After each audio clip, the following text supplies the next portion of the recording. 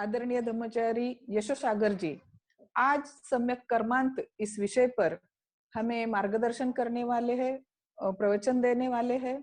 तो ज्यादा वक्त ना लेते हुए मैं यशोसागर जी को अनुरोध करती हूँ कि वे अपने प्रवचन की शुरुआत करें। आदरणीय धम्मचारी यशोसागर जी।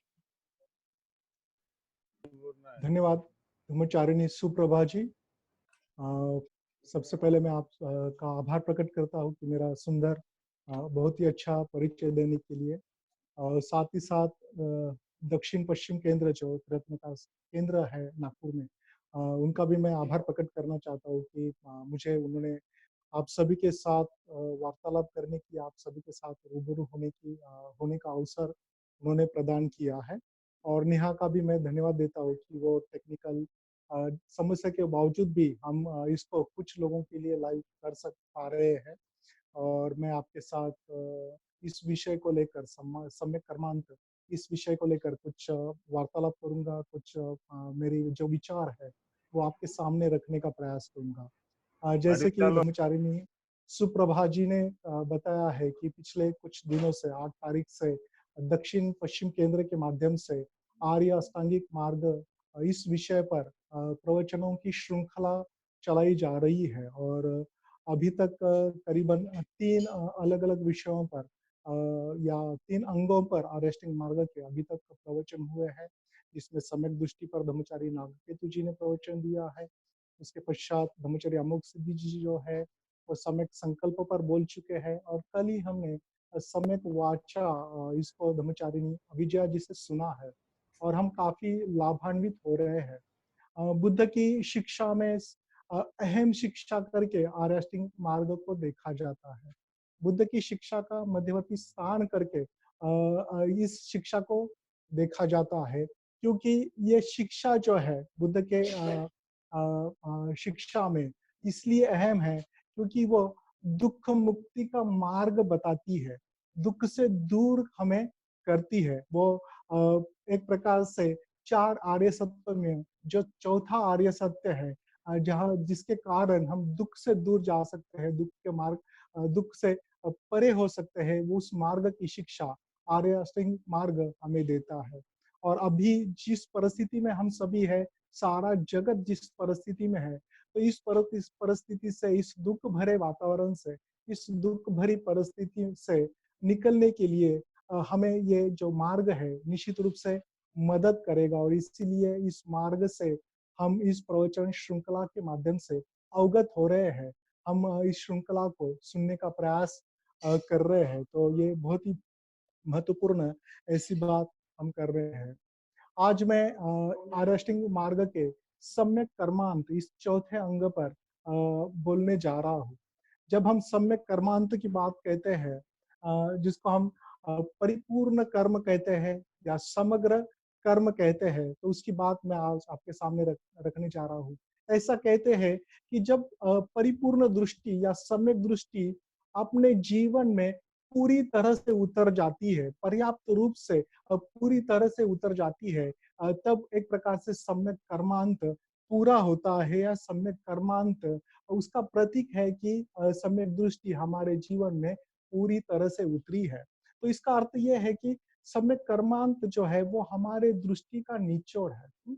जिस प्रकार की सत्यता हम देखते हैं, उस सत्यता के अनुसार जो हम हमारे जीवन में परिवर्तन लाते हैं, हमारे जीवन को उस तरह से ढालते हैं, उसका प्रतीक ये सम्यक कर्मांत है, ऐसा कहा जाता है। जैसे मैंने पहले ही कहा है कि कर्मांत यानी कर्म है और सम्यक यानी समग्र या परिपूर्ण है। फिर ये सवाल मन में उठता है कि फिर ये परिपूर्ण कर्म मतलब क्या है? ये परिपूर्ण कर्म किसे कहते हैं? कर्म का समग्र होना किसे कहते हैं?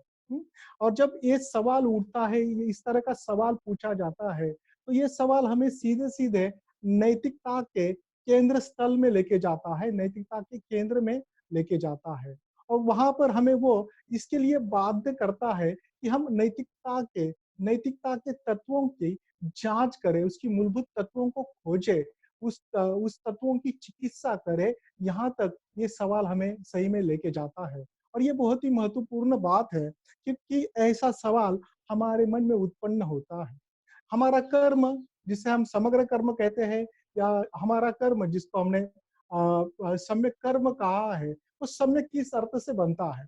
कौन से कर्म को हम अच्छा कहेंगे, कौन से कर्म को हम बुरा कहेंगे, कौन से कर्म को सही कहेंगे, कौन से कर्म को सही नहीं है ऐसा कहेंगे, कौन से कर्म को हम पूर्ण या परिपूर्ण कर्म कहेंगे, या कौन से कर्म को हम अपरिपूर्ण कर्म कहेंगे।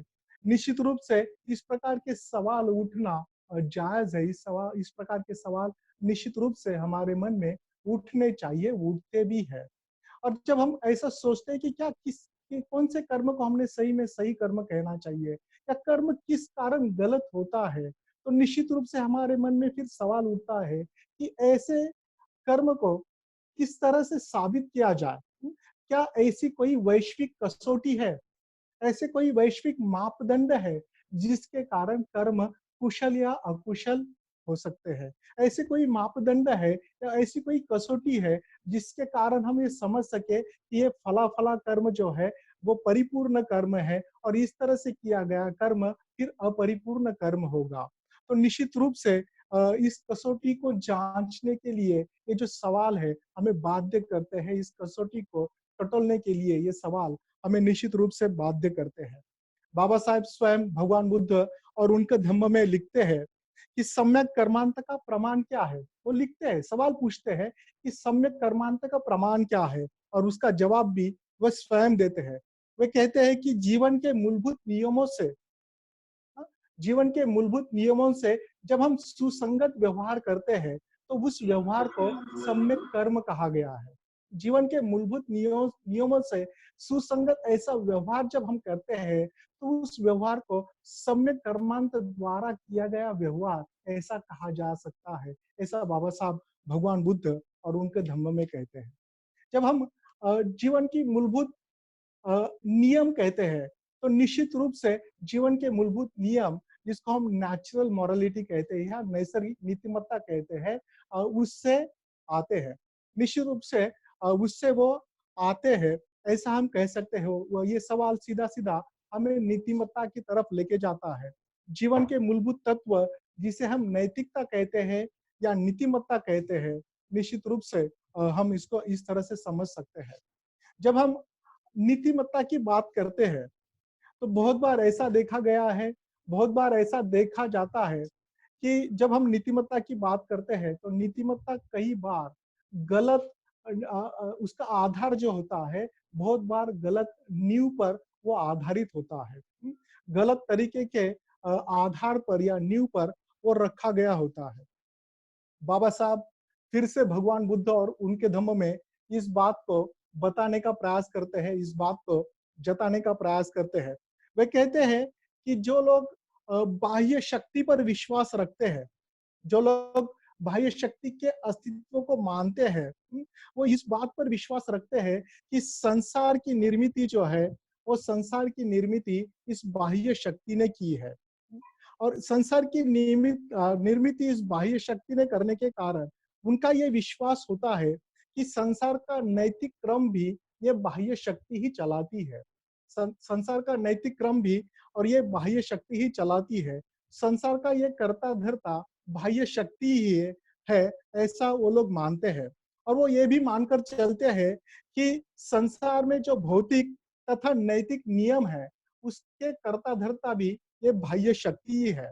और इसलिए नैतिक नियम मनुष्य के भलाई के लिए इस बाह्य शक्ति ने बनाए हैं। और ये एक प्रकार से ये भलाई के लिए बनाए गए होने के कारण, इंसान के भलाई के लिए बनाए गए होने के कारण वो आज्ञा के रूप में हमारी तरफ आते हैं, और वो आज्ञा होने के कारण उसका पालन करना हमारे लिए अनिवार्य है। और इसी तरह से फिर नैतिक क्रम चालू रहता है। एक प्रकार से नैतिक क्रम इसी प्रकार से चालू रहता है। ऐसा वे लोग मानते हैं जो बाह्य शक्ति पर विश्वास रखते हैं, ऐसा बाबा साहब कहते हैं। फिर आगे बाबा साहब ऐसा कहते हैं कि इस प्रकार की सोच सही अर्थ से परिपूर्ण सोच नहीं है। इस अर्थ से परिपूर्ण सोच नहीं है, क्योंकि अगर ऐसा है, कोई बाह्य शक्ति अगर संसार के नीति क्रम को चलाती है, तो फिर संसार में नैतिक इतनी अव्यवस्था क्यों है? संसार फिर इतना नैतिकता से अस्वस्थ क्यों है? इतनी नैतिक अस्वस्थता संसार में क्यों निर्माण हुई है? क्यों इस तरह से संसार एक प्रकार से बर्बर हो रहा है नीतिमत्ता को लेकर? ये सारे सवाल जो है बाबा साहब सही में पूछते हैं। और इस तरह से हम देख सकते हैं कि फिर यहाँ पर नीतिमत्ता या नैतिकता जो है वो आज्ञा के रूप में किसी बाह्यकारी शक्ति के आज्ञा के रूप में हमारे ऊपर लदा गया है या थोपा गया है। और ये थोपने के कारण, लदने के कारण उसका पालन करना अनिवार्य है। इस तरह से फिर हम नैतिकता को लेते हैं, नैतिकता को देखने का प्रयास करते हैं। और हम सबको पता है कि कोई भी लदी हुई चीज या थोपी गई चीज लोग ज्यादा दिन तक उसको आगे लेके नहीं जाते। थोपी हुई चीज का ज्यादा दिन तक लोग कदर नहीं करते, उस पर चलने का प्रयास नहीं करते। और इसलिए जगत में आज जो भी अधपतन दिख रहा है, पतन हो रहा है नैतिकता का, उसमें भी ये मूलभूत कारण है जिसमें किसी बाह्यकारी शक्ति की आज्ञा के रूप में हम उसको नैतिकता को पालन करने का प्रयास करते हैं। बाद में नैतिकता को इस प्रकार से भी देखा जाता है, खासकर ऐसा कहा जाता है कि कुछ तत्व प्रणालियों में नैतिकता उनके तत्व प्रणालियों का, विचार प्रणालियों का मध्यवर्ती अंग नहीं होता। उनकी शिक्षाओं का, उस विचार प्रणालियों का नीतिमत्ता सही में अविभाज्य अंग नहीं होता। यहाँ पर फिर नीतिमत्ता जब आवश्यकता पड़े उसी समय फिर उसका इस्तेमाल किया जाता है। जब लाभ हो तभी फिर नीतिमत्ता का इस्तेमाल किया जाता है। बाबा साहब इस प्रकार की प्रवृत्ति को, इस प्रकार की विचारधारा को बहुत ही सुंदर ऐसा रूपक देते हैं। वे कहते हैं कि ऐसे विचारधाराओं में नीतिमत्ता मतलब किसी रेलगाड़ी के डिब्बे की तरह होती है। रेलगाड़ी की डिब्बे की तरह होती है, वो इंजन की तरह नहीं होती। यहाँ पर ऐसे विचार प्रणालियों में नीतिमत्ता रेलगाड़ी की डिब्बे की तरह होती है, न वो इंजन की तरह होती है। डिब्बी को कभी भी निकाला जा सकता है, अपने आवश्यकता अनुसार उसका इस्तेमाल किया जा सकता है, अपने फायदे अनुसार उसका इस्तेमाल किया जाता है। फिर अगर इस तरह से नीतिमत्ता रही तो उसका उसका वैश्विक स्वरूप अस्तित्व में नहीं रहता। सभी के लिए फिर वो लाभदायक हो नहीं सकती। मनुष्य फिर अपने फायदे के लिए नीतिमत्ता का इस्तेमाल करने की संभावना ज्यादा से ज्यादा बनी रहती है। और फिर ऐसे इसमें कुछ ही लोगों का फिर लाभ हो सकता है, बाकी लोग नीतिमत्ता के कारण दबाए जा सकते हैं, वो दब सकते हैं। ये बात बहुत ही मजबूती से बाबा साहब ने रखने का प्रयास किया है। उन्होंने यही बताने का प्रयास किया है कि नीतिमत्ता ऐसे हो नहीं सकती। और लेकिन कुछ तत्व प्रणालियों में नीतिमत्ता को इस तरह से मध्यवर्ती स्थान नहीं होता, केवल डिब्बे की तरह उसको देखा जाता है। बाद में नीतिमत्ता को इस आधार पर भी रखा जाता है। नीतिमत्ता का बहुत बार आधार जो है वो भय होता है, डर होता है। हम डर के कारण, न कि विवेक के कारण, डर के कारण न कि विवेक के कारण हम नीतिमत्ता का आचरण करते हैं। जब तक डर बना है तब तक हम नीतिमान रहने का प्रयास करते हैं, तब तक हम अच्छा अच्छा करने का प्रयास करते हैं। लेकिन वहां पर विवेक नहीं रहता, क्या सही में ये मेरे लिए अच्छा है? अगर मैं ये गलत करूंगा तो मेरे साथ दूसरों को भी शायद नुकसान हो सकता है। इस प्रकार का कॉन्शियस या इस प्रकार का विवेक वहां पर मौजूद नहीं होता, केवल डर वहां पर मौजूद होता है। और बहुत सारे लोग खासकर इस डर की वजह से ही नीतिमत्ता के आचरण की तरफ बढ़ते हैं, नीतिमत्ता की तरफ बढ़ते हैं। हम इसका बहुत ही रोजमर्रा के जीवन में उदाहरण देख सकते हैं। हम में से कई सारे लोगों ने शायद ऐसा किया हो, कभी कभी मेरे से भी ये बात हुई है। हम ट्रैफिक सिग्नल पर हमारी बाइक लेकर होते हैं, या आप में से किस लोगों के पास कार होगी तो कार लेकर होते हैं। हमारा पहला डर यहाँ पर वो होता है कि क्या ट्रैफिक पुलिस वहां पर है, उस चौक में, वो चौराहे पर, सिग्नल पर ट्रैफिक पुलिस है। अगर ट्रैफिक पुलिस नहीं है तो हम सिग्नल भले ही रेड हो, लाल हो, हम तभी भी आगे जाने का प्रयास करते हैं। लेकिन अगर ट्रैफिक पुलिस है तो हम रुक जाते हैं। यानी ट्रैफिक पुलिस का जब तक डर है हमारे मन में, तब तक हम वहां की नीतिमत्ता को आचरण में लाने का प्रयास करेंगे, हम रुकेंगे। कई सारे ऐसे जवा बच्चे हैं, उनको ट्रैफिक पुलिस होने के बावजूद भी डर नहीं रहता, क्योंकि उन्होंने वो डर जो है अपने मन से निकाल दिया है। फिर ऐसी अवस्था में वो ना ट्रैफिक रूल्स का इस्तेमाल करते हैं, ना ट्रैफिक रूल पे चलते हैं, ना किसी हवलदार को या पुलिस को डरते हैं। नीतिमत्ता के बारे में भी ऐसा ही होता है। हाँ, जब तक हमारे मन में डर है, तब तक हम उस नीतिमत्ता का आचरण करने का प्रयास करते हैं। लेकिन जब डर निकल जाए, तो निश्चित रूप से फिर हम आचरण नहीं करते, और इस तरह से फिर नीतिमत्ता मजबूत या वैश्विक कसौटी पर आधारित न होने के कारण, मूलभूत मानवीय नियमों पर आधारित न होने के कारण धीरे धीरे पतन की अवस्था की तरफ बढ़ती रहती है, पतन की अवस्था में जाती रहती है। आज जब हम जगत का अनुभव करते हैं, हमारे इर्द गिर्द जो चल रहा है अनुभव करते हैं, कितना पतन सही अर्थ से इस प्रकार की नीतिमत्ता का हो रहा है। कई सारी ऐसी जगह है जहां पर हमारी बच्चियों को खुलकर हम भेज नहीं सकते, डरते हैं, माँ बाप डरते हैं, बच्चियों को सुरक्षितता महसूस नहीं होती, हम भी डरते हैं। ऐसे कई सारी जगह पर ऐसा होता है कि कोई इंसानियत नजर नहीं आती, कोई नीतिमत्ता सही अर्थ से नजर नहीं आती। जो मैं चाहता हूँ वही मैं करूंगा, इस प्रकार की जो मानो लोगों के मन में भावना होती है, और अपने सुख से ही प्रेरित होकर लोग केवल अपना विचार कर जीने का प्रयास करते हैं, कोई इंसानियत सही अर्थ से रखने का प्रयास नहीं करते। एक कवि ने बहुत ही सुंदर बात यहाँ पर इंसानियत के बारे में, मानवता के बारे में कही है। वो चंद पंक्तियां मैं आपको बोल के सुनाना चाहता हूँ। बहुत ही सुंदर ऐसी ये 4 पंक्तियां है।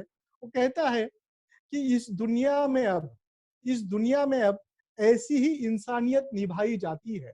इस दुनिया में अब ऐसी ही इंसानियत निभाई जाती है, दूसरों को हंसाने के लिए नहीं, दूसरों को हंसाने के लिए नहीं, रुलाने के लिए मेहनत की जाती है। दूसरों को हंसाने के लिए नहीं, रुलाने के लिए मेहनत की जाती है। अपनी जीत के लिए नहीं, अपने जीत के लिए नहीं, दूसरों के हार के लिए मेहनत की जाती है। यहाँ तो लोग जुदा है, यहाँ तो लोग जुदा है अपने ही वजूद से, यहाँ तो लोग जुदा है अपने ही वजूद से, क्योंकि यहाँ लोग अपने से ज्यादा, क्योंकि यहाँ लोग अपने से ज्यादा दूसरों में व्यस्त रहा करते हैं। यहाँ पर लोग अपनों से ज्यादा दूसरों में व्यस्त रहा करते हैं। सही अर्थ से आज की जो नीतिमत्ता है बिल्कुल इसी प्रकार से है। खुद की तरफ देखने के बजाय इंसान दूसरी की तरफ देखता है। दूसरे की तरफ ही देखने से जो सही में खुद की जिम्मेदारी लेना है, खुद की नीतिमत्ता की जिम्मेदारी लेना है, वो बात धीरे धीरे पीछे जा रही है, और वो पीछे निश्चित रूप से जा रही है।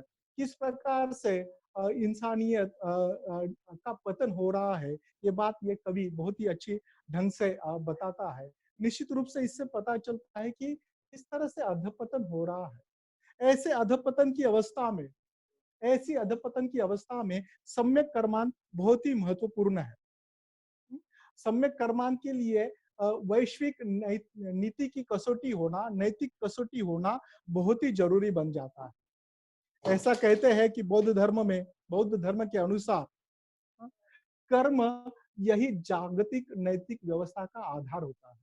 कर्म ही जो जगत की व्यवस्था चल रही है उसका आधार होता है।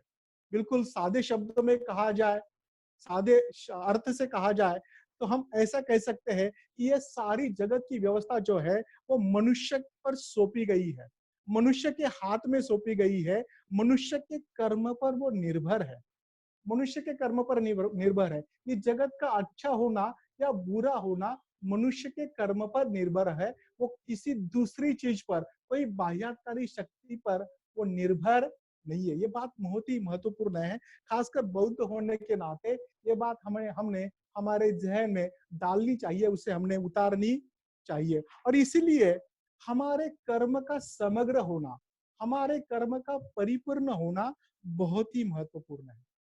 इसीलिए क्योंकि ये सारी जगत की व्यवस्था जो है, जो आज अव्यवस्था दिख रही है, ये जगत की अगर व्यवस्था करनी है, उसे फिर से स्वस्थ बनाना है, तो हमें ये समझना पड़ेगा कि ये जगत की व्यवस्था मेरे हाथ में है, मेरे कर्म के मेरे कर्म पर निर्भर है, और इसीलिए मेरे कर्म समग्र होना, परिपूर्ण होना जरूरी है। मेरे कर्म अच्छे होना जरूरी है। फिर बौद्ध धर्म में कर्म के अच्छे या बुरे होने का क्या मापदंड है? कौन से मापदंड पर तोला जाए कि कोई कर्म अच्छा है या बुरा है? तो ऐसा कहते हैं कि वो कर्म, बौद्ध धर्म के अनुसार ऐसा कहते हैं कि वो कर्म या वो कृति जिस मानसिक अवस्था से प्रेरित होकर हम करते हैं, जिस इच्छा से प्रेरित होकर हम करते हैं, जिस हेतु से प्रेरित होकर हम करते हैं, उस इच्छा से, उस मानसिक अवस्था पर, उस हेतु पर हमारे कर्म का अच्छा या बुरा होना निर्भर होता है। इसलिए बौद्ध धर्म की ये जो वैश्विक कसौटी है नीतिमत्ता का अच्छा या बुरा होने की, ये कसौटी पूरी तरह से मानसिक है, मानसिक आधार पर निर्भर है। ये पूरी तरह से मानसिक है, ये कोई बाहर की चीजों पर निर्भर नहीं है। ये पूरी तरह से अपने से जुड़ी है, अपने मानसिक अवस्था से जुड़ी है। ये बात बहुत महत्वपूर्ण है, क्योंकि बुद्ध से पहले कर्म का संबंध कर्म कांड से लगाया जाता था, कर्म कांड की कृति से लगाया जाता था। और जो मनुष्य की बाह्य कृतियां है, शरीर से या वाचा से जो कृति करता है, उसे ही केवल कर्म कहा जाता था। उसका नैतिकता से कोई संबंध नहीं था। ऐसा कर्म जो मनुष्य को कर्म कांड करने के लिए उपयोगी पड़े, उसको ही कर्म कहा जाता था, लेकिन उसमें कोई नैतिकता की शिकवन नहीं होती थी, नैतिकता का उसका संबंध नहीं होता था। ऐसा कहते हैं कि बुद्ध ये पहले व्यक्ति है जिन्होंने कर्म का संबंध नैतिकता से जोड़ा, कर्म का संबंध मानसिकता से जोड़ा, कर्म का संबंध उन्होंने मन से जोड़ा है। और ये समझना बहुत ही महत्वपूर्ण है। और इसीलिए बाबा साहब भगवान बुद्ध और उनके धम्म में कहते हैं कि भगवान बुद्ध ने कर्म को बिल्कुल अलग व्याख्या दी। उन्होंने कर्म का जो दैववादी सिद्धांत है उससे नकार कर कर्म को कार्य कारण भाव के सिद्धांत से जोड़ा, और इस प्रकार से बिल्कुल नए तरीके से, विज्ञानवादी तरीके से कर्म को उन्होंने रखा है। आगे वो कहते हैं कि भगवान बुद्ध ने पुराने ही बोतल में नई शराब भरी। बोतल पुरानी ही है, मतलब कर्म नाम का शब्द पुराना ही है, लेकिन नए अर्थ से बुद्ध ने उसको पेश किया है। पारंपरिक जो बौद्ध भारतीय परंपरा है उसमें ये कर्म शब्द हमको मिलता है, कर्म का सिद्धांत भी मिलता है, लेकिन बुद्ध ने उसको बिल्कुल नए प्रकार की व्याख्या दी है, नए प्रकार से उन्होंने उसको रखा है। इस तरह से बाबा साहब भगवान बुद्ध और उनके धम्म में कहते हैं। तो ये समझना बहुत जरूरी है कि जब हम बौद्ध धर्म के नीतिमत्ता की बात करते हैं, बुद्ध धर्म के मापदंड की बात करते हैं, कर्म के मापदंड की बात करते हैं, तो वो पूर्णतः मानसिक है, वो बाह्य चीजों पर निर्भर नहीं है। फिर ऐसी मानसिकता, ऐसी मानसिक अवस्था जिससे फिर कर्म अच्छा या बुरा हो सकता है, परिपूर्ण या अपरिपूर्ण हो सकता है, ऐसी मानसिक अवस्था दो प्रकार की है, ऐसा भगवान बुद्ध कहते हैं। दो प्रकार की ऐसी मानसिक अवस्था होती है, ऐसा बुद्ध धर्म कहता है। और ये मानसिक अवस्था है कुशल और अकुशल, कुशल और अकुशल। तो जो कुशल मानसिक अवस्था है वो निश्चित रूप से दान, मैत्री और मन की स्पष्टता, जिसे हम प्रज्ञा कहते हैं, उससे भरी हुई होती है। तो जो भी कृतियां दान या निस्वार्थ वृत्ति, मैत्री या वैश्विक प्रेम जिसको हम कहते हैं, या फिर प्रज्ञा जिसको हम मन की स्पष्टता कहते हैं, ऐसी बातों से प्रभावित है, वो सारी कृतियां, वो सारे कर्म फिर कुशल कर्म में आते हैं, कुशल कर्म में उनको गिना जा सकता है। तो अकुशल मानसिक अवस्था जो लोभ, द्वेष और मोह से या अज्ञान से प्रेरित होती है, इन जैसे तीन विषयों से प्रेरित होती है, उस कृति को, उस कर्म को फिर अकुशल कर्म कहा जाता है, अकुशल कर्म माना जाता है। तो ये समझना बहुत जरूरी है। हम थोड़ा सा इन 3 जो अकुशल विष है, उनको थोड़ा सा देखने का प्रयास करेंगे। वो किस तरह से अकुशल है, उसमें क्या कैसे भरा, कौन सी बातें भरी होती है, इसको थोड़ा सा देखने का हम प्रयास करेंगे।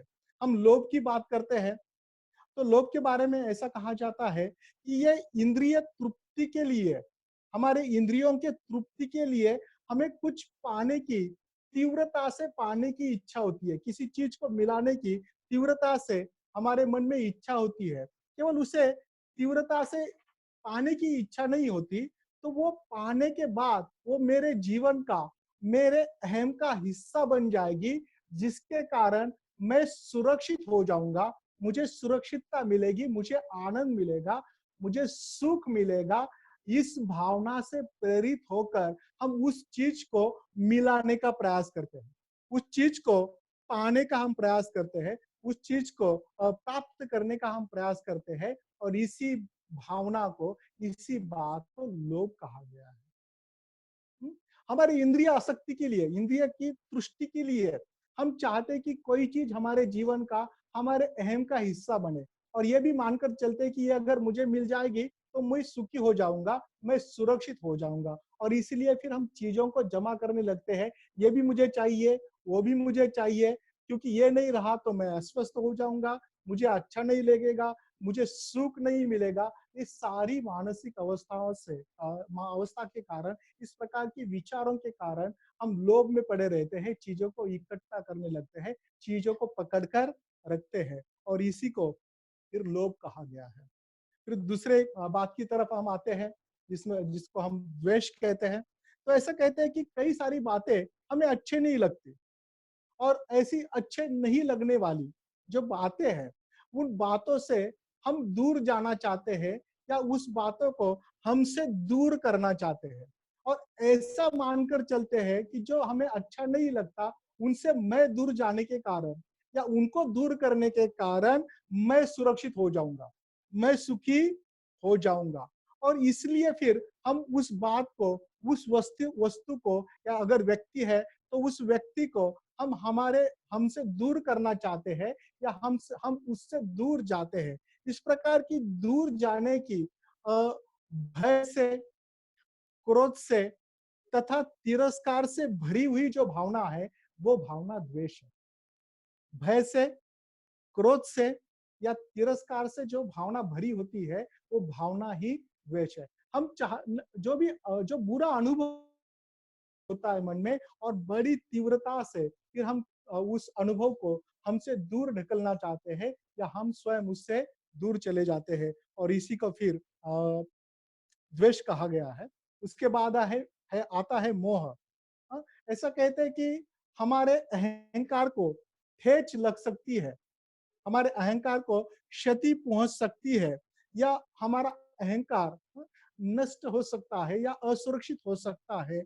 इस डर से, इस डर से हम सच्चाई को जानना नहीं चाहते, सत्य को हम सीखना नहीं चाहते। इस प्रकार की बहुत ही मजबूत ऐसी संकुचित, मर्यादित भावना, जो अति कठोर भावना होती है, बिल्कुल अचल ऐसी भावना होती है, उस भावना को मोह कहा गया है, अज्ञान कहा गया है। बिल्कुल सीधे सादे शब्दों में अगर कहना है, तो हम ऐसा कह सकते हैं कि सत्यता को दिया गया नकार मतलब अज्ञान है। और शायद इसीलिए अज्ञान का प्रतीक सुअर को माना गया है, जो गंदगी को देख नहीं सकता, गंदगी को सूंघता है, फिर भी गंदगी से दूर नहीं जा सकता। और बहुत बार हमारी वृत्ति भी, हमारे कर्म भी इसी प्रकार से होते हैं। गंदगी हमारे कर्म की आती है, लेकिन हम वहां से दूर हटते नहीं है, क्योंकि हम हमारे गंदगी की सत्यता देख नहीं पाते, सत्यता को देख नहीं सकते। तो इस प्रकार से इस मानसिक अवस्था से प्रेरित जो भी बात होती है, इस मानसिक अवस्था से जो भी कर्म हम करते हैं, वो अकुशल कर्म बन जाते हैं। और इसके विपरीत जो दान की मानसिक अवस्था है, जो वैश्विक प्रेम की या मैत्री की भावना है, ये जिसमें मन की स्पष्टता है, बहुत क्लैरिटी है, सुस्पष्टता है, ऐसे चीजों से, ऐसे कुशल मानसिक अवस्था से प्रेरित होकर अगर हम कर्म करते हैं, तो उसे फिर हम कुशल कर्म कहते हैं, या वो कुशल कर्म फिर समग्र कर्म की तरफ बढ़ने के लिए सहायक हो सकते हैं, वही कर्म फिर सम्यक कर्म की तरफ बढ़ सकते हैं। तो मुझे लगता है कि यहाँ तक बातें आपको स्पष्ट हो रही होंगी। फिर जब हम देखते हैं कि शील क्या है, शील क्या है? तो शील ये जो कुशल मानसिक अवस्था है, उस कुशल मानसिक अवस्थाओं का स्वाभाविक परिणाम। शील क्या है?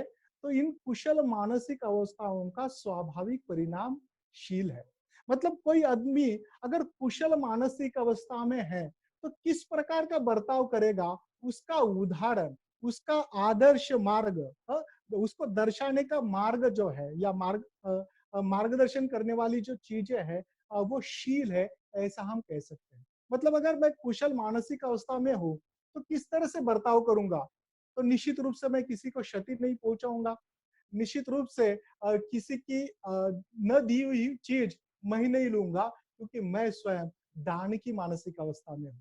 मैं स्वयं मैत्री की अवस्था में हूँ, इसलिए किसी को क्षति नहीं पहुंचाऊंगा। और इसीलिए शील को हम इसी तरह से देख सकते हैं कि शील मतलब क्या है।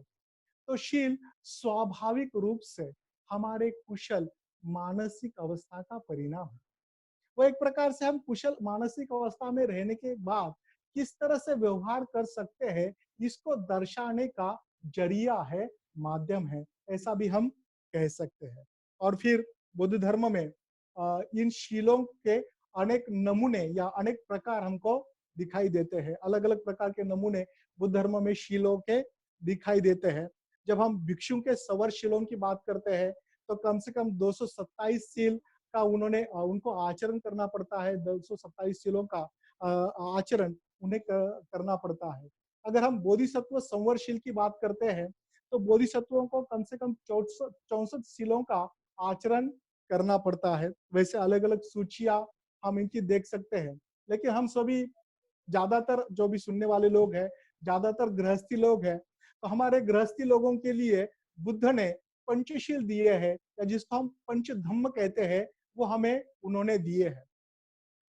पंचधम्म के माध्यम से ये जो नीतिमत्ता की शिक्षा है, वो हमारी तरफ आई है। और ये पंचधम्म एक प्रकार से हमारे कुशल मानसिक अवस्था का परिणाम है। हमारे कुशल मानसिक अवस्था में रहते समय हम किस तरह से आचरण करते हैं, उसका ही ये पंचशील जो है रूप है, ऐसा भी हम कह सकते हैं। और इस पर बाबा साहब ने खासकर बहुत जोर दिया है। आज मैं पंचशील बताते समय खासकर बाबा साहब ने भगवान बुद्ध और उनके धम्म में, बुद्ध ने जो गाथाओं में कहा है, बुद्ध ने जो सूत्र में कहा है, उसको ही बाबा साहब ने उद्धृत किया है अपने भगवान बुद्ध और उनके धम्म में। उसी को मैं आज आपके सामने रखने का प्रयास करना चाहता हूँ, ताकि हम शीलों को और स्पष्टता से देख सके और वो हमारे सम्यक कर्म के कैसे जरिए है, हमारे कर्म को परिपूर्ण करने के कैसे जरिए है, इसको हम समझ सकते हैं। बाबा साहब ने नीतिमत्ता पर बहुत जोर दिया। खासकर जब मैं 22 प्रतिज्ञा की बात करता हूँ, तो मुझे लगता है कि कितनी सारी जगह पर बाबा साहब ने शीलों का जिक्र किया है।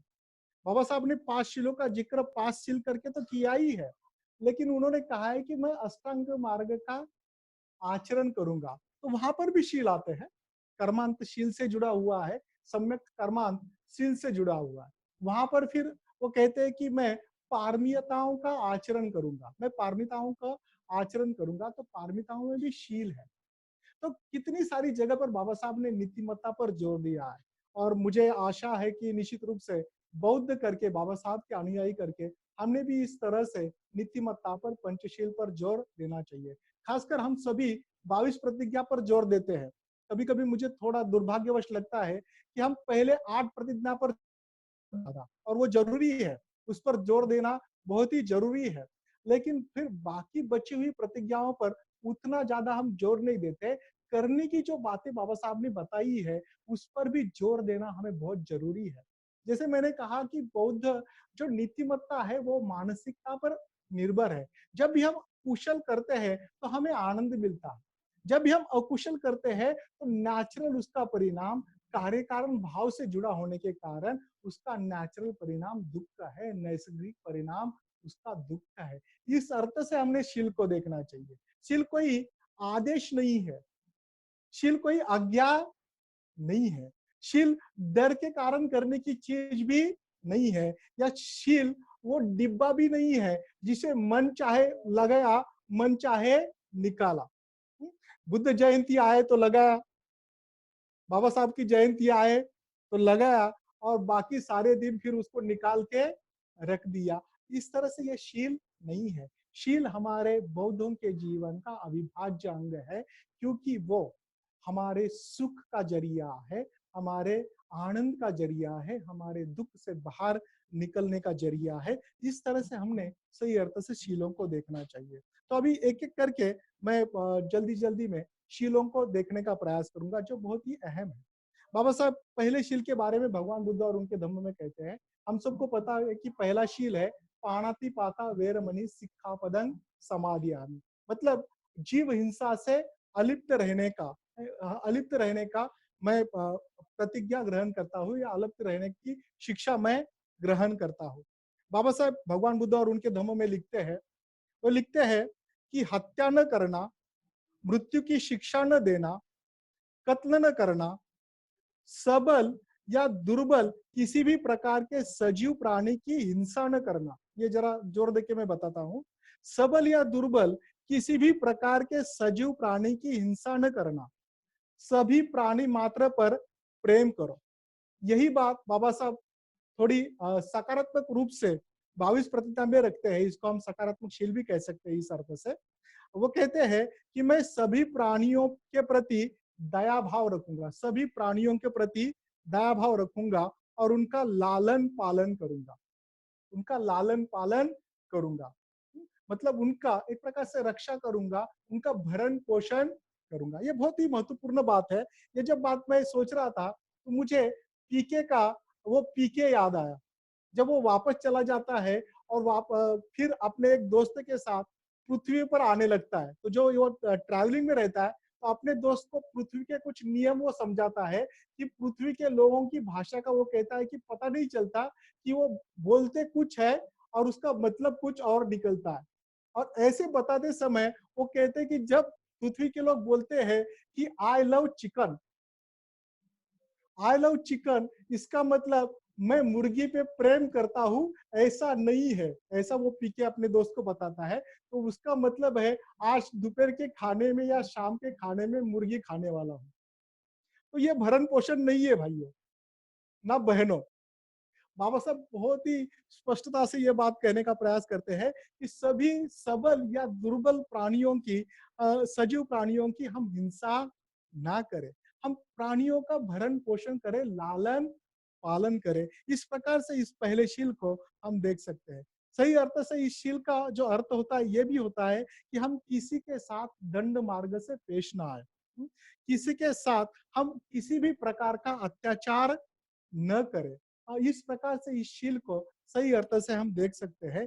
इस शील से शील का आचरण करने का हम प्रयास कर सकते हैं। किसी भी प्रकार की हिंसा से हमने दूर रहना चाहिए। इसका जो विधायक अंग है या सकारात्मक अंग है वो मैत्री है, वैश्विक प्रेम की भावना है, जो सभी प्राणियों के प्रति सहजता से निर्माण होती है। खासकर जैसे माँ अपने बच्चे का रक्षण करती है, उसी प्रकार से ये भाव जो है सभी प्राणियों के प्रति मैत्री का भाव निर्माण होता है। सभी प्राणियों के प्रति मैत्री हम विकसित करने का प्रयास करते हैं। प्रत्यक्ष रूप से केवल ध्यान में ही नहीं, मैत्री भावना का ध्यान निश्चित रूप से हमें इसके लिए मदद करता है, लेकिन केवल ध्यान में बैठकर ही इसको हम करते हैं ऐसा नहीं है। तो प्रत्यक्ष रूप से हम लोगों को मैत्री देने का प्रयास करते हैं, मदद करने का प्रयास करते हैं। आज इस जगत को ज्यादा से ज्यादा मैत्री की जरूरत है। ऐसे व्यवहार की जरूरत है जहां पर हम लोगों को एक प्रकार से उनकी उस अवस्था से निकलने के लिए, दुख से निकलने के लिए, उनकी भूख से निकलने के लिए मदद कर सके। कई सारे लोग भूखे हैं, कई सारे लोग भूखे हैं। मुझे बहुत अच्छा लगा जब मैंने देखा कि कई सारे लोग अपने संघ के जो है अलग अलग लोगों को मदद कर रहे हैं, भूखे लोगों को मदद कर रहे हैं, घर जाने वाले लोगों को मदद कर रहे हैं, कई सारी तरीके से डिफिकल्टी में, कठिनाइयों में लोगों को मदद कर रहे हैं। तो हमारी मैत्री इस प्रकार से व्यवहार्य मैत्री होती है। उसके बाद फिर आता है दूसरा शील, जिसे हम अदीन दाना वेरमणि सिक्खापदं समादियामि, ऐसा कहते हैं। जो दिया हुआ नहीं है उसे लेने से मैं अलिप्त रहूंगा, इसकी मैं शिक्षा ग्रहण करता हूँ। सीधे सीधे कहा जाए तो हमें जो दिया नहीं है उसे हमने लेना नहीं चाहिए। हमने चोरी नहीं करना चाहिए, हमने भ्रष्टाचार नहीं करना चाहिए, हमने हमारी अप्रामाणिक वृत्ति से पेश नहीं आना चाहिए। यही इसका सही अर्थ है। हमने अप्रामाणिकता से व्यवहार नहीं करना चाहिए, हमने पूरी तरह से प्रामाणिक व्यवहार करना चाहिए। जैसे पहले शील में प्राणी हिंसा की बात कही है, जब प्राणी हिंसा की बात आती है तो उसमें द्वेष की अकुशल मानसिक अवस्था होती है। किसी के तिरस्कार करने की मानसिक अवस्था जो है वो सम्मिलित होती है। जब हम दूसरे शील की बात करते हैं तो वहां पर तृष्णा या लोभ की जो वृत्ति है, वो वृत्ति या वो भावना जो है वहां पर हमें दिखाई देती है, या लोभ की भावना की वो अभिव्यक्ति है, ऐसा हम उसको देख सकते हैं। तो इस तरह से हम जो दिया नहीं है हमको, उसे लेने से परहेज करते हैं, उससे दूर रहते हैं।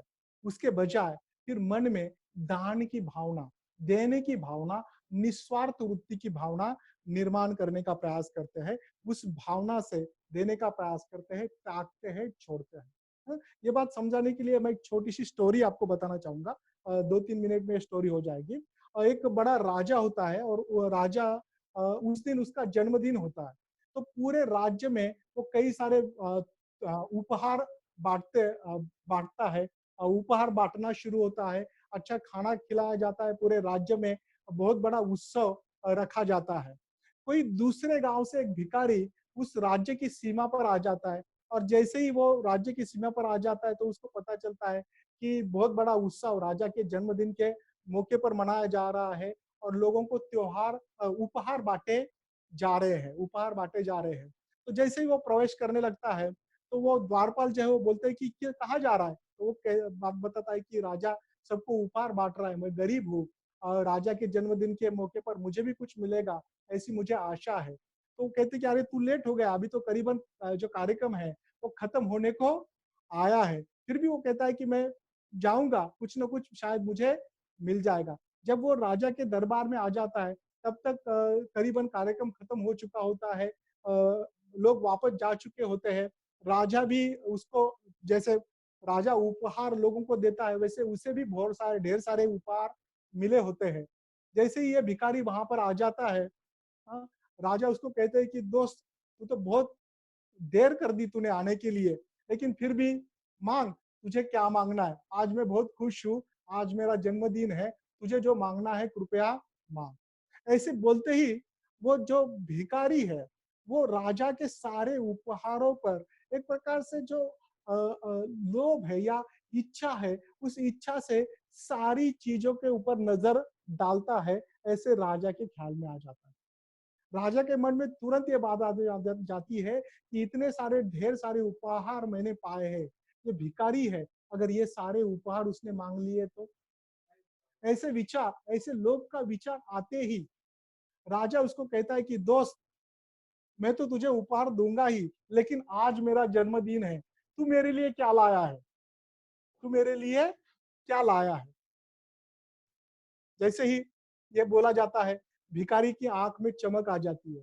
भिखारी धीरे से आगे आ जाता है, अपनी झोली निकालता है, और झोली में जो भी अनाज है वो राजा के हाथ में खाली करना शुरू कर देता है।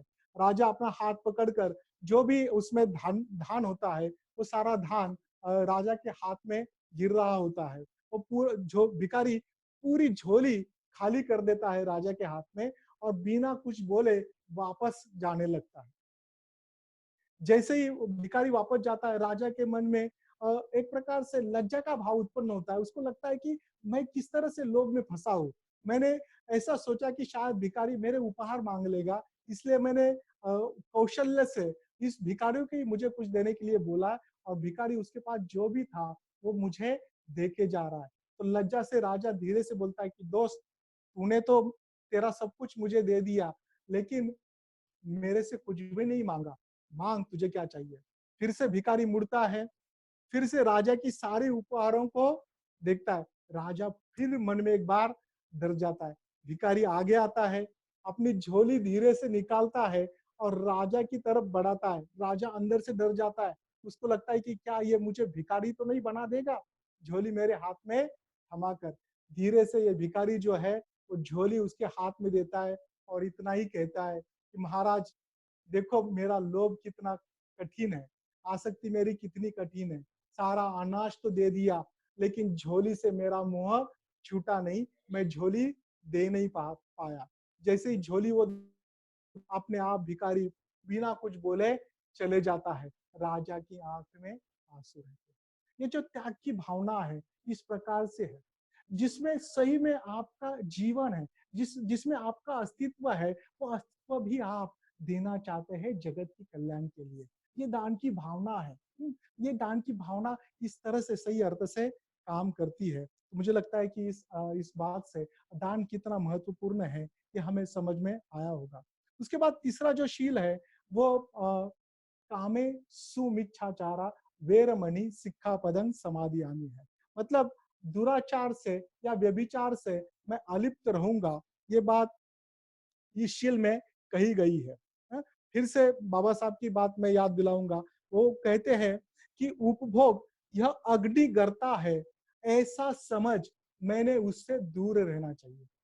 उपभोग एक प्रकार से अग्नि गर्ता है, उससे मैंने दूर रहना चाहिए। ये समझकर मैंने उससे दूर रहना चाहिए। किसी भी प्रकार का मैंने व्यभिचार नहीं करना चाहिए, किसी भी प्रकार की जोर जबरदस्ती जिसको हम बलात्कार कहते हैं वो नहीं करना चाहिए, किसी भी प्रकार का अपहरण मेरे हाथ से नहीं होना चाहिए, क्योंकि ऐसी बातों में, अपहरण की बातों में, जोर जबरदस्ती की बातों में हम किसी की हिंसा करते हैं, किसी परिवार की हम हिंसा करते हैं, किसी व्यक्ति विशेष के अस्तित्व को हम ठेस पहुंचाते हैं, उसके अस्तित्व की हम हिंसा करते हैं। और इसीलिए हमने व्यभिचार से दूर रहना चाहिए, परस्त्री गमन से हमने दूर रहना चाहिए। इस प्रकार के व्यवहार से निश्चित रूप से हमने दूर रहना चाहिए, ऐसा कहा जाता है इस तीसरे शील में। और खासकर इस तीसरे शील की जो सकारात्मक अवस्था है वो संतुष्टि की अवस्था है, समाधान की अवस्था है, संतुष्टि की अवस्था है। और यहाँ पर संतुष्टि का अर्थ फिर कहा जाता है कि संतुष्टि मतलब जो लोग विवाहित है उन्होंने अपने विवाहिक जीवन में, विवाहित अवस्था में संतुष्ट रहना, और जो अविवाहित है उन्होंने अपने अविवाहित अवस्था में संतुष्ट रहना, ऐसा उसका अर्थ कहा जाता है। लेकिन इसका और एक अर्थ कहा जाता है और खासकर वो अर्थ मनोवैज्ञानिक दृष्टिकोण से रखा गया है। मनोवैज्ञानिक दृष्टि से इसका अर्थ होता है कि हमारी जो भी मनोविकृत जरूरतें हैं, हमारी जो भी मनोविकृत जरूरतें हैं, उस जरूरतों की तृप्ति के लिए, उस जरूरत की तृप्ति के लिए हम लैंगिकता का इस्तेमाल करने से दूर रहते हैं, लैंगिकता का इस्तेमाल करने से मुक्त रहते हैं। और इस तरह से मुक्त रहना, इस तरह से मुक्त सकारात्मक रहना, यही संतुष्टि की अवस्था है, यही संतुष्टि की अवस्था है। हमारे मनोविकृत जरूरतों को पूरा करने के लिए अलग अलग प्रकार से हम लैंगिकता का इस्तेमाल करते हैं, हमें पता भी नहीं चलता। इस जगत में तो ये ज्यादा से ज्यादा बढ़ रहा है। अभी जो माध्यम हम इस्तेमाल कर रहे हैं, अभी इसका बहुत अच्छा लाभ हम उठा रहे हैं। धम्म समझने के लिए ये मोबाइल जो हमारे हाथ में है, धम्म समझने के लिए इसका कितना अच्छा लाभ हम कर रहे हैं, हमारे जीवन को अच्छा करने के लिए। लेकिन साथ ही साथ ये हमें हमारी मनोविकृत जरूरतों को लैंगिक अर्थ से पूरा करने के लिए भी हम इसका इस्तेमाल करते हैं या कर सकते हैं। तो ये भी समझना बहुत जरूरी है कि बहुत बार इसी प्रकार से फिर हमारी आध्यात्मिकता का या नैतिकता का पतन होते रहता है, या पतन की तरफ हम जाते रहते हैं। तो यहाँ पर संतुष्टि का अर्थ यही है कि इस प्रकार से हमारी मनोविकृत जरूरतों को हम लैंगिकता के माध्यम से पूरा करने से दूर रहते हैं, उससे मुक्त रहते हैं, और इसी सकारात्मक अवस्था को संतुष्टि कहा गया है। तो आशा करता हूँ कि ये बात स्पष्ट होगी।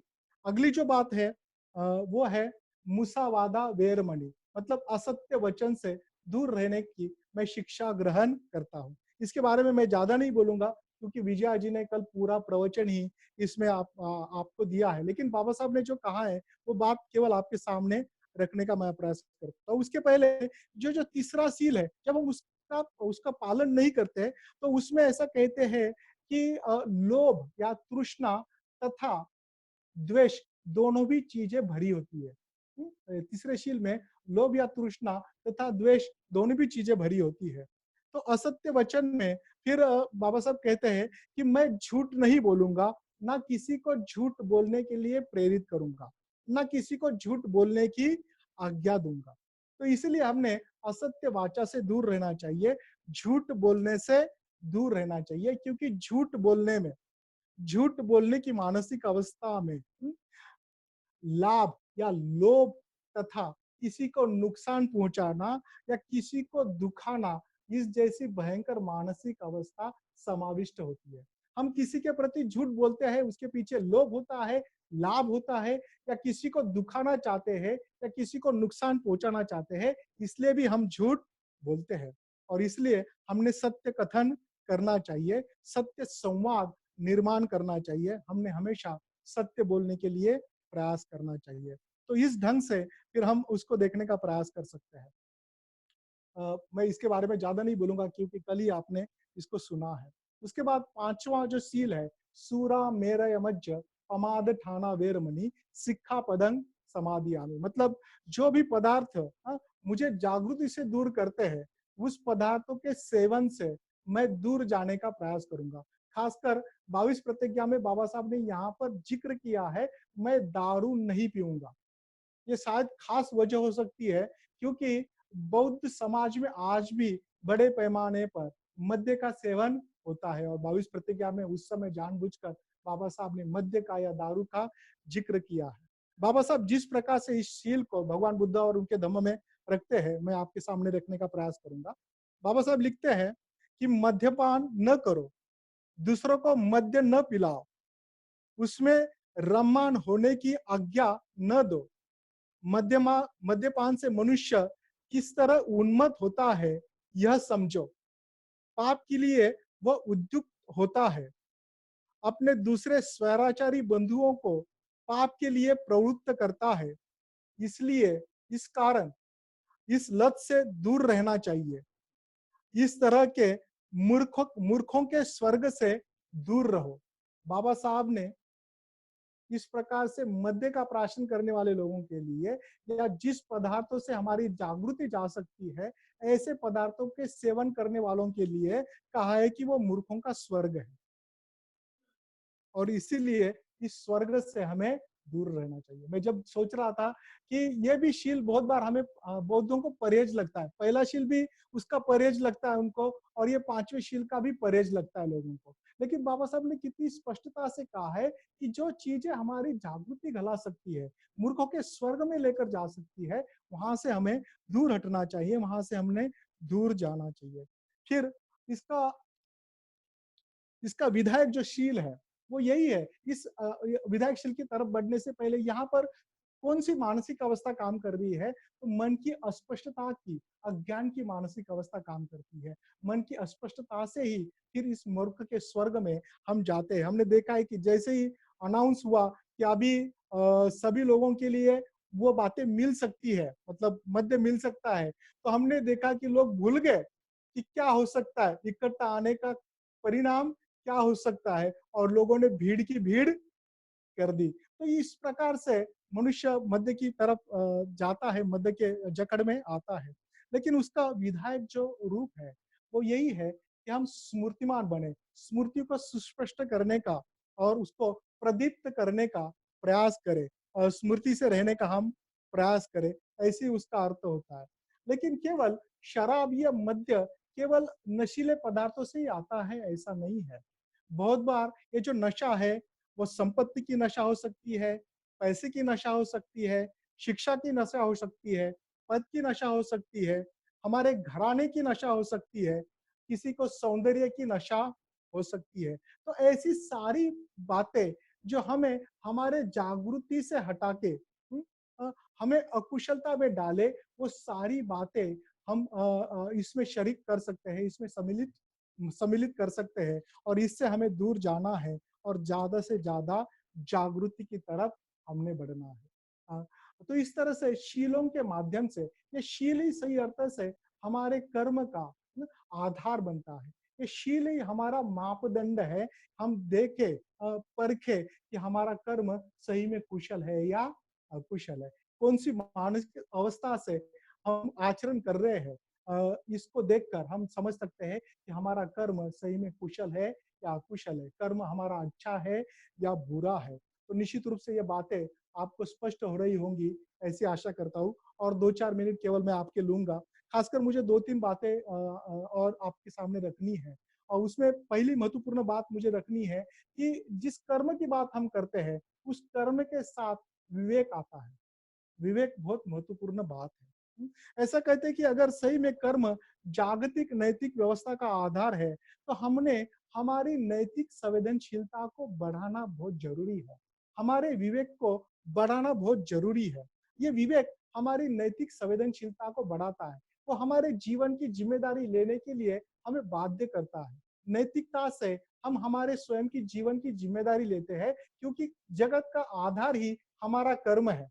जगत का आधार ही, जगत की सुव्यवस्था का आधार ही कर्म है, और इसलिए हमने ज्यादा से ज्यादा विवेकी होना बहुत जरूरी है। और बौद्ध धर्म में खासकर 2 शिक्षाएं बताई जाती है, जो हमारी इस नैतिक संवेदनशीलता को, हमारे विवेक को बढ़ाने के लिए मदद करती है। और वो जो शिक्षा है, उसे री और अपत्रप्य नाम से जाना जाता है। री और अपत्रप्य ये दोनों भी संस्कृत शब्द है, या जिसको हम अ, हिरी बोल सकते हैं पाली में, और ओट्टप्पा बोल सकते हैं पाली में। लेकिन उसका सीधा सीधा हिंदी में अर्थ होता है, एक है आत्मलज्जा और दूसरी है लोक लज्जा। हाँ, जिसमें हमारा स्वयं का विवेक होता है, सेल्फ रिस्पेक्ट होता है, हमारा कुछ रिस्पेक्ट होता है खुद के प्रति, इसलिए हम बुरा नहीं करना चाहते, हम खुद को नीचा हमारे कर्म से दिखाना नहीं चाहते, इसलिए हम अकुशल नहीं करना चाहते। ये भाव बहुत ही मजबूत है। हम अपने ही नजर में गिरना नहीं चाहते। मुझे लगता है कि ये भाव जो है बहुत ही महत्वपूर्ण ऐसा भाव है, जिसको करने का, जिसको बढ़ाने का हमने प्रयास करना चाहिए।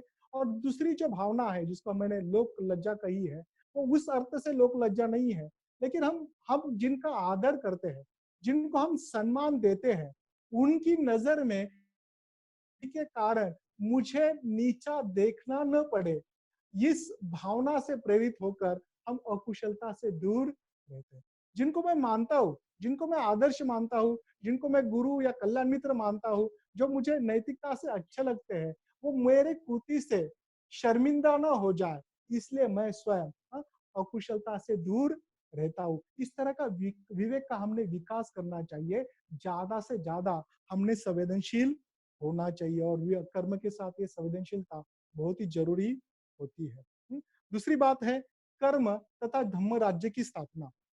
बाबा साहब भगवान बुद्ध और उनके धम्म में कहते हैं, लिखते हैं कि दुख निराकरण हेतु हर एक व्यक्ति ने दूसरे हर एक व्यक्ति से धर्म से ही व्यवहार करना चाहिए। धर्म से ही व्यवहार करना चाहिए। यहाँ पर बाबा साहब को धम्म का अभिप्रेत अर्थ नैतिकता है। धम्म का अभिप्रेत अर्थ है शीलों का व्यवहार। मनुष्य का एक दूसरे के साथ जो व्यवहार है, वो धम्म के आधार पर होना चाहिए। और इसी व्यवहार से, ऐसे ही आधार से फिर इस लोक में ये लोग की धम्म राज्य की स्थापना करनी चाहिए या की जा सकती है, ऐसा बाबा साहब कहते हैं।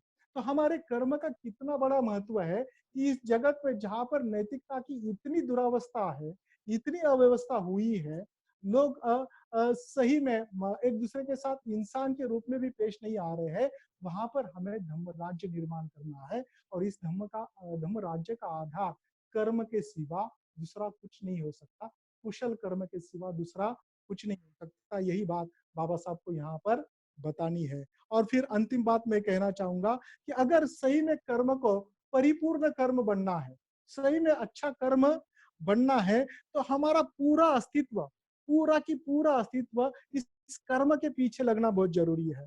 हमारी चाहत इसके पीछे लगना जरूरी है, हमारी जागृति इसके पीछे रहना जरूरी है, हमारी पूरी पसंद इसके पीछे रहना जरूरी है, हमारा सारा उत्साह इसके पीछे रहना बहुत जरूरी है, हमारे सारे प्रयास इसके पीछे रहना बहुत जरूरी है। और इन सारी बातों को लेकर हम क्षण भर के लिए भी अगर कृति करते हैं, इन सारी बातों को लेकर, कुशलता को लेकर क्षण भर के लिए भी अगर हम कर्म करते हैं, तो वो कर्म ही हमारा परिपूर्ण कर्म बन जाता है, समग्र कर्म बन जाता है, सम्यक कर्मांत बन जाता है। और इसी बात को दर्शाने के लिए बौद्ध परंपरा में अमोघ सिद्धि बुद्ध को माना जाता है, अमोघ सिद्धि बुद्ध का प्रतीक दर्शाया जाता है, जो इस सम्यक कर्मांत का प्रतीक है। ऐसे परिपूर्ण कर्मांत का कर्म का प्रतीक है, जिसके प्रति सारा सत्व उनका लगा होता है, पूरा अस्तित्व लगा होता है। और इसी कर्म के कारण, इसी सम्यक कर्म के कारण वो जगत के दुख को दूर करने का प्रयास करते हैं, जगत में कल्याण लाने का प्रयास करते हैं। तो भाइयों और बहनों, मुझे आशा है कि इस प्रकार के कर्म से ही हम जगत का दुख मिटा सकते हैं। आज ज्यादा जगत के दुख को मिटाने की जरूरत है। हम स्वयं के दुख को भी इसी प्रकार के कर्म से मिटा सकते हैं और हमारे जीवन में हमेशा के लिए सुख को स्थापित कर सकते हैं। और उसका आधार केवल सम्यक कर्मांत है, सम्यक कर्म है। और जिस प्रकार से मैंने इसको बताया है, अगर उस प्रकार से अगर हम आचरण करने का प्रयास करते हैं, हमारी स्वयं की जिम्मेदारी लेते हैं, ये सोचकर कि हमारा कर्म बाहरी बातों पर निर्भर नहीं है, तो हमारी मानसिकता पर निर्भर है, हमारे कुशल या अकुशल होने पर सही अर्थ से निर्भर है, तो सुख फिर दूर नहीं होगा, सुख ज्यादा दूर नहीं होगा। तो इस आशा के साथ मैं संपन्न करना चाहूंगा कि आप दुख मुक्त हो जाए, ये सारा संसार सम्यक कर्मांत के कारण दुख मुक्त हो जाए और सुख की राह पर चल पड़े, ऐसी आशा कर विदा लेता हूँ। और फिर से एक बार ब्रह्मचारिणी सुप्रभा जी और तथा दक्षिण पश्चिम केंद्र के सारे संघ सदस्यों को धन्यवाद देकर मैं आपसे विदा लेता हूँ। नमो बुद्धाय, जय भीम।